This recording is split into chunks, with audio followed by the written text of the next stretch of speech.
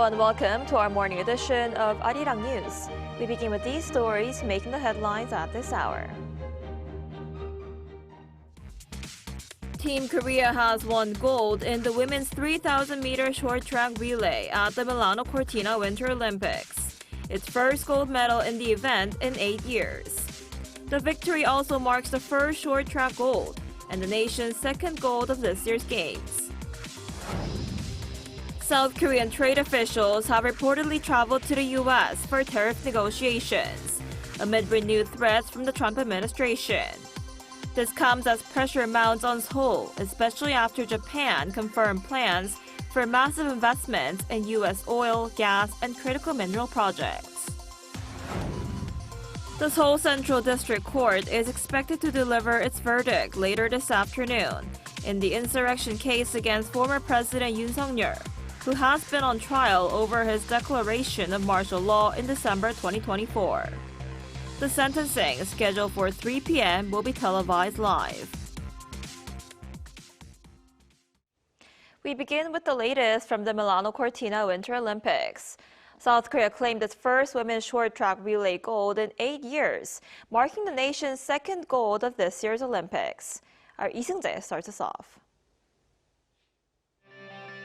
South Korea won the women's 3,000-meter short track relay at the Milan Cortina Winter Olympics on Wednesday, securing its first gold medal in the event in 8 years and its first short track gold of these Games. The quartet of Kim Yo-jong, Kim Yo-jong, Shim Seok-hee, and No Do-hee crossed the line first at the Milano Ice Skating Arena in Milan, finishing ahead of Italy and Canada. The victory marked South Korea's second gold medal of the Games and its 7th medal overall.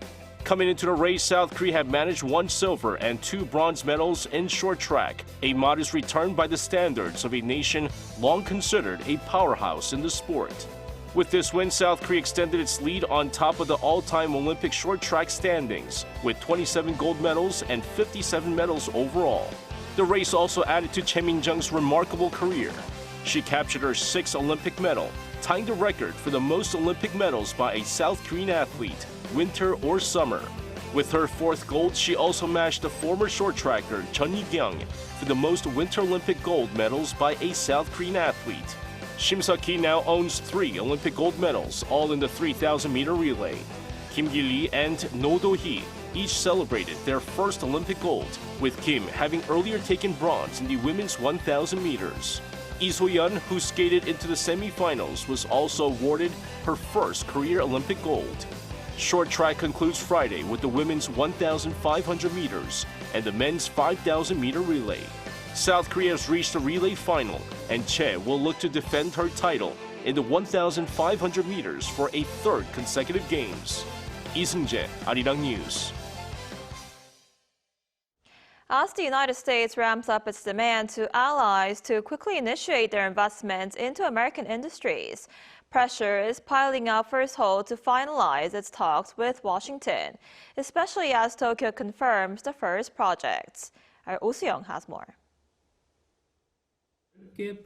Seoul is speeding up talks with Washington on a major investment package as the Trump administration ramps up pressure and Japan moves ahead on confirming its own first investment projects.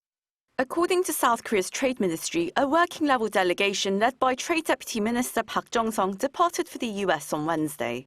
This comes amid expectations that South Korea's parliament will pass a special act on investment in the United States by early March. Korean officials are expected to meet with the U.S. Department of Commerce in advance to discuss candidate projects and reduce potential differences, allowing Seoul to move quickly once the legal framework is finalized. Industry Minister Kim Jong-un, meanwhile, is reportedly staying in Seoul to oversee negotiations, holding frequent consultations with U.S. Commerce Secretary Howard Lutnick, including both in-person meetings and video calls. The push comes as the U.S. demands concrete investment plans from South Korea, and with U.S. President Donald Trump announcing Japan's first 3 investment projects on Tuesday, pressure is mounting. Those projects mark the first confirmed tranche of Japan's pledged $550 billion investment package under its tariff agreement with Washington. Of the $36 billion first phase projects, $33 billion will go into building a gas-fired power plant in Ohio, which will generate 9.2 gigawatts of electricity. That's enough to power around 7.4 million US households. Japan will also invest in a deep-sea crude oil export facility in the Gulf of Mexico and a synthetic industrial diamond production facility in Georgia, critical for semiconductors and defense equipment. South Korea has pledged $350 billion in US investment as part of last year's tariff negotiations, including $150 billion dedicated to shipbuilding. The remaining $200 billion is set to be invested in sectors such as energy, semiconductors, pharmaceuticals, critical minerals, artificial intelligence, and quantum computing.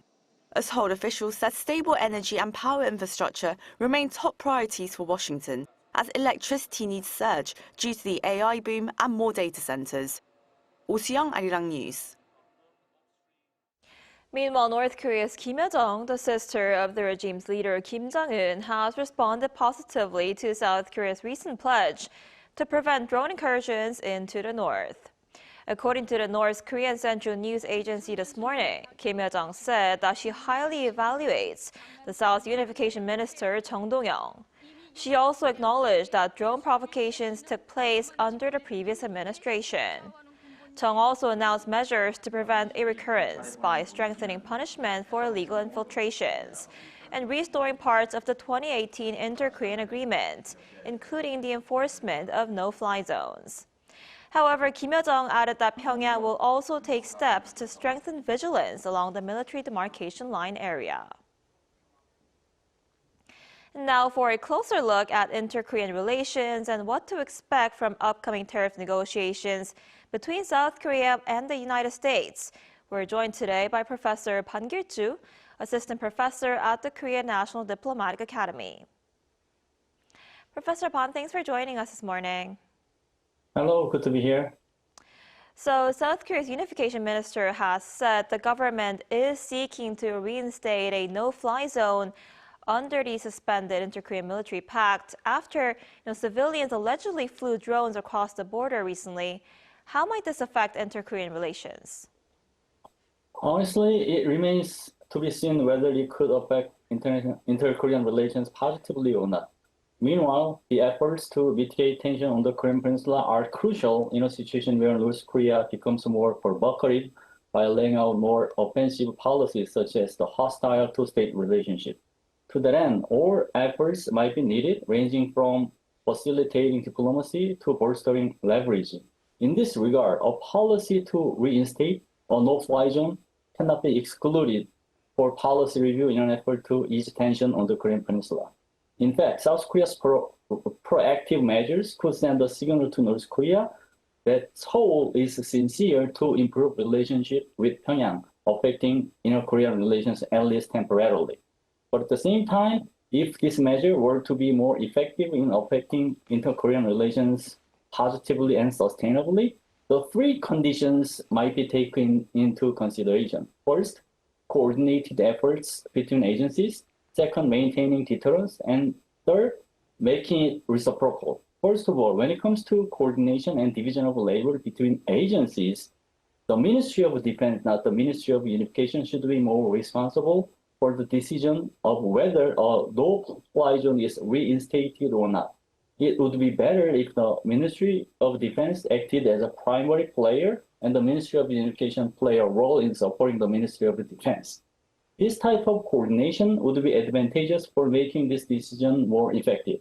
In particular, the fact that North Korea violated the CMA, the Comprehensive Measures Agreement, should not be forgotten in order to prevent the rise of another quagmire. Second, the reinstatement of a no-fly zone should not lead to weakening deterrence on the Korean Peninsula. To that end, how to gather information in a timely manner and maintain military readiness under a no-fly zone needs to be carefully examined. Third, South Korea's proactive efforts to reinstate a no-fly zone should be made under a reciprocal calculus.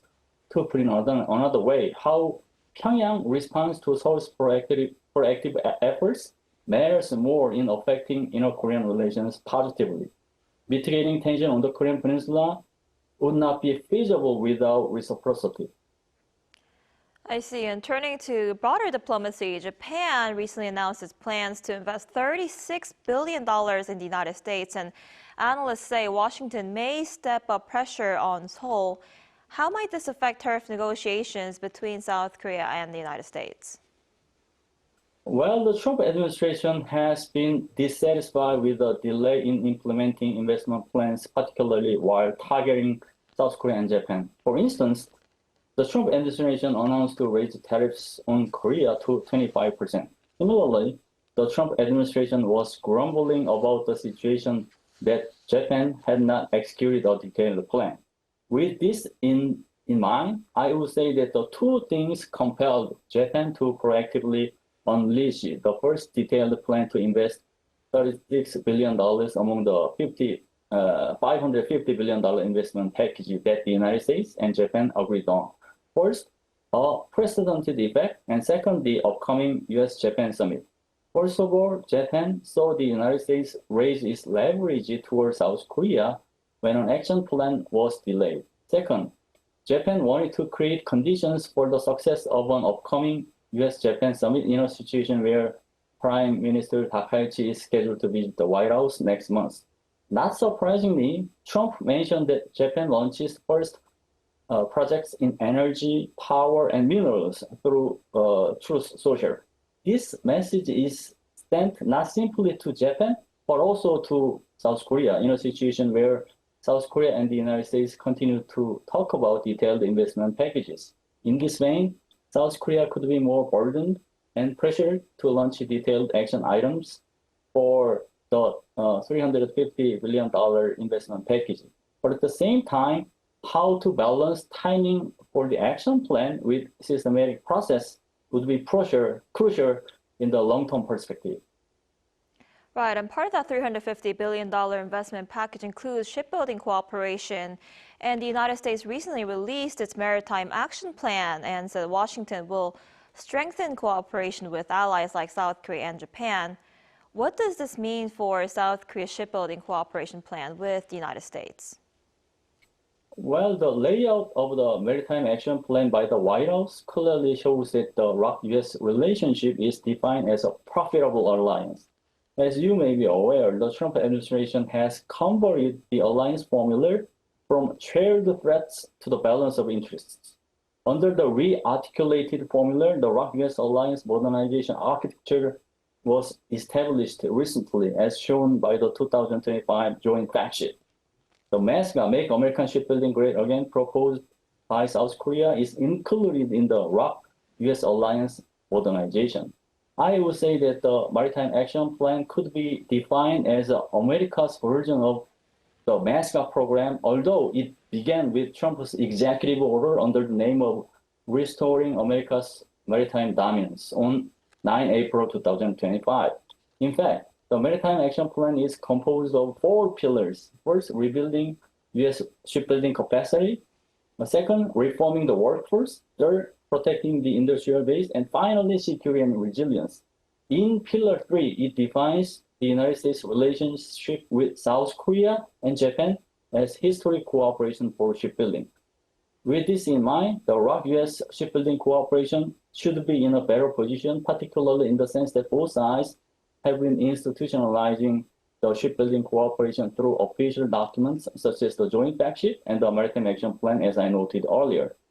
In the meantime, more efforts are needed in order to fully institutionalize this cooperation through other efforts, such as detailed plans and bipartisan support by both countries. I see. And Professor Bong, before we let you go, this weekend, Brazil's president is set to make a state visit to South Korea. This is his first state visit in 21 years. It's also the first time President Lee will host a state visit by a foreign leader since he returned to the Blue House. What might be on the agenda when they meet?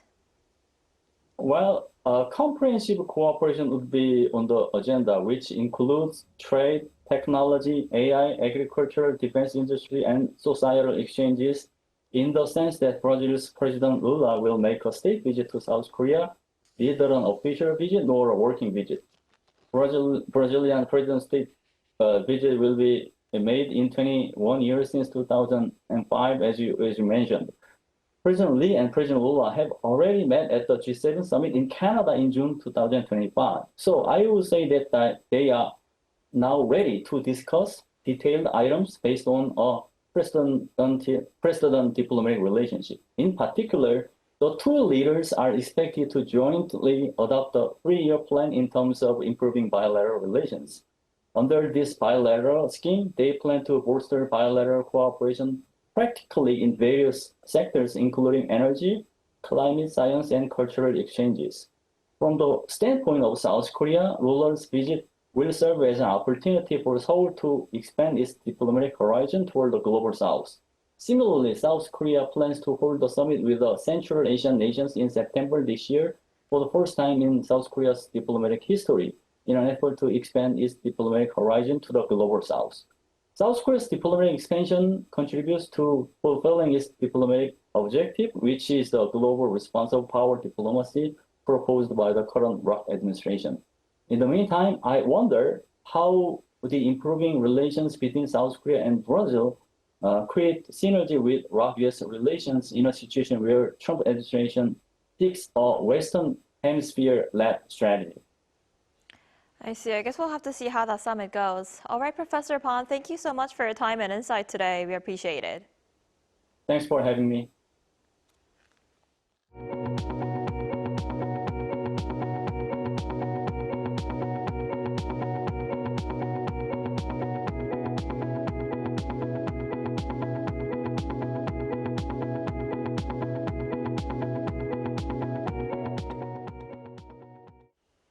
Former President Yoon Suk-yeol will be sentenced this afternoon in his first instance trial on insurrection charges at the Seoul Central District Court. Prosecutors say Yoon unlawfully declared martial law on December 3, 2024, deploying military and police forces to the National Assembly and the National Election Commission in what they describe as an attempt to undermine the constitutional order. The special prosecutor's team argues the move was an unprecedented destruction of constitutional governance and that Yoon, who was impeached and removed from office, has shown no remorse. The sentencing, which will take place at 3 p.m., will be televised live. Humanoid robots now stand at the threshold of the factory. Behind the optimism surrounding the AI revolution, concerns are growing that human labor could be pushed aside. Our Kim Yo-jong has more. It's the afternoon shift change at this factory in Ulsan, and workers, all in blue uniforms, backpacks with name tags slung over their shoulders, flood out of the gates. But for these workers, their daily routine has come under threat with the recent rise of humanoid robots. On his way home, a worker in his 30s told us his concerns. I'm definitely anxious. I'm worried that there will be fewer new hires and that the range of work we can choose from will narrow. We call it job rotation, the opportunity to switch roles. But if a robot takes over a whole process, there will be far fewer positions to apply for. Introduced at the CES this year, Hyundai Motor Group's humanoid robot Atlas keeps impressing audiences with its rapid evolution. With plans to roll it out on production lines starting 2028, the future no longer feels abstract. Yet for some in Ulsan, the engine of South Korea's industry, the applause at CES feels distant. 23 years into the job, Oh Sung-ho still remembers the moment of that first encounter. We had never heard of Atlas or seen anything like it before, so it came as a real shock. We only knew robots as four-legged machines, and seeing one in human form made us anxious about our jobs. Having spent nearly half his career as a contract worker, what came to Oh's mind first were those most exposed to job insecurity. We are not opposed to new technology, but contract workers don't have much of a cushion. They are the most exposed, and any instability will reach them first. That's what worries me about the younger generation. With humanoid robot technology edging closer to this industrial powerhouse, Oh shared the view common along his colleagues. The time before the robot rollout should serve as a vital window for labor and management to sit down, talk, and build consensus. Technology may lead the way, but it is still people who decide how it is used. It must not become a one-way path. Since the factory floor belongs to the workers, we hope to take part in these discussions and become true partners in helping the company move forward in a constructive way. This new reality demands a new strategy. Amid the unstoppable tide of AI and robotics, South Korea's industrial heartland is facing a defining moment. Kim Yo-jong, Arirang News, Ulsan.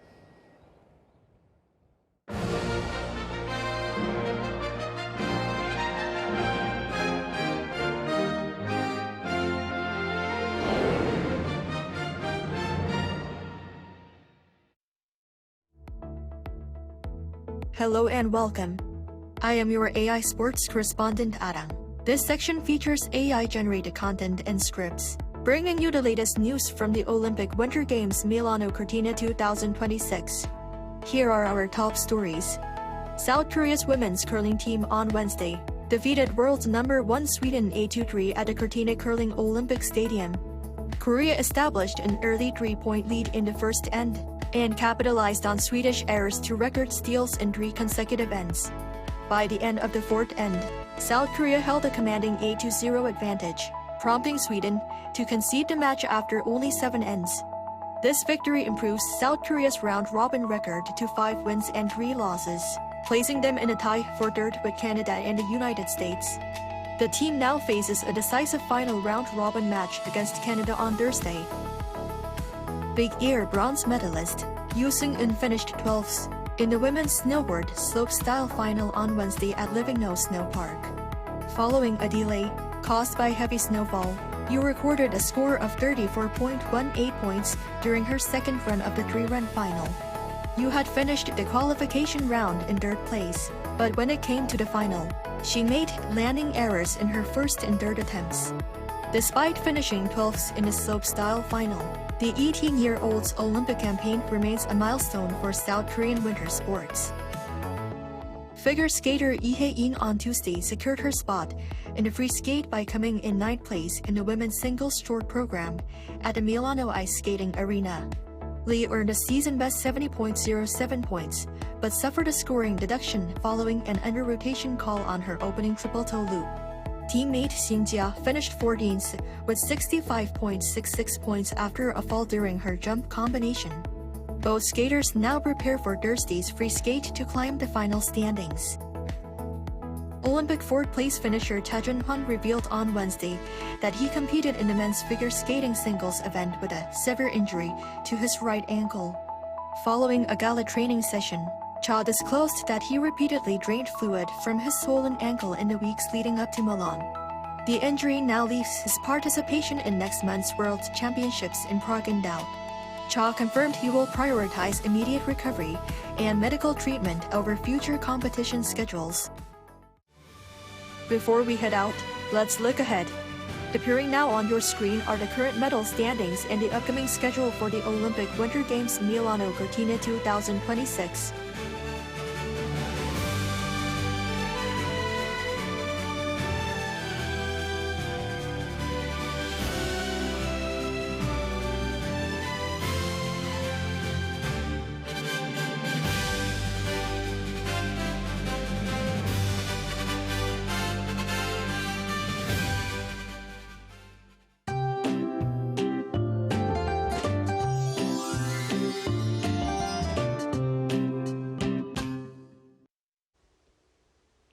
As we return to our daily routines on Usu, one of the season terms marking the melting of snow, temperatures have dipped below freezing this morning.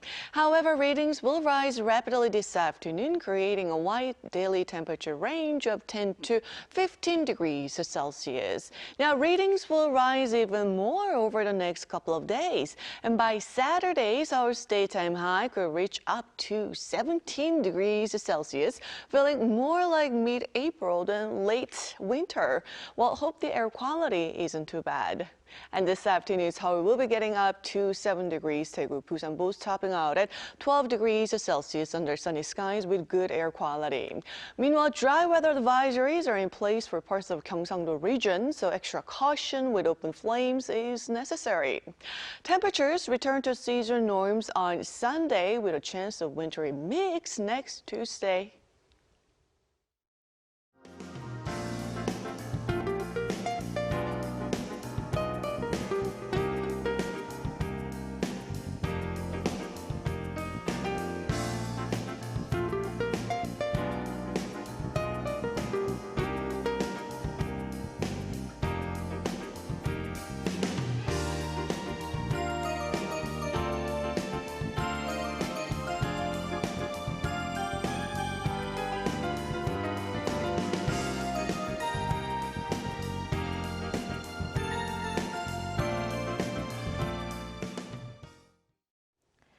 That's all we have for this morning. Arirang News will be back at noon Korea time. Thanks for watching.